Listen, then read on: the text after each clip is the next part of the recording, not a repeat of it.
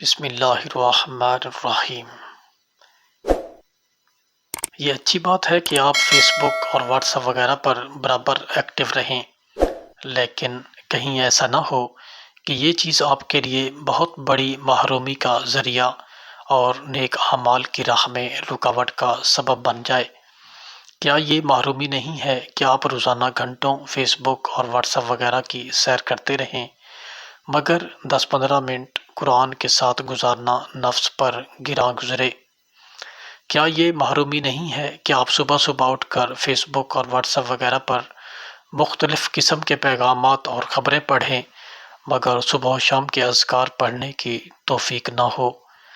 کیا یہ محرومی نہیں ہے کہ آپ دن بھر میں فیس بک پر سینکڑوں پوسٹیں پڑھ لیں، مگر چند صفحات قرآن کی تلاوت کرنے اور اسے سمجھ کر پڑھنے کی فرصت نہ ملے؟ کیا یہ محرومی نہیں ہے کہ نماز کے بعد فوراً جیب سے موبائل نکال کر نئے نئے میسج پڑھنے میں مصروف ہو جائیں اور نماز کے بعد کے اذکار کو فراموش کر بیٹھیں؟ کیا یہ محرومی نہیں ہے کہ آپ کو سوشل میڈیا پر سیر و تفریح کے لیے اچھا خاصا وقت مل جائے، مگر والدین کی خدمت، رشتہ داروں کے ساتھ صلہ رحمی اور عزیز و اقارب کی خبر گیری کے لیے وقت اور فرصت نہ ملنے کا شکوہ کریں؟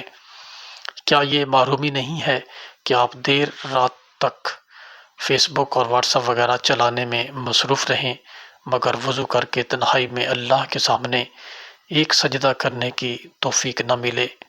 کیا یہ محرومی نہیں ہے کہ اگر نیٹ 1-2 دن کے لیے بند ہو جائے تو آپ بے چین و پریشان ہو جائیں، مگر قرآن ہفتوں اور مہینوں بند رہے تو اس کی کوئی فکر نہ ہو؟ اللہ تعالی ہم سب کو برابر اپنے ذکر و شکر کی توفیق عطا فرمائے اور اپنی عبادت میں غفلت و لاپرواہی سے محفوظ رکھے۔ آمین یا رب العالمین۔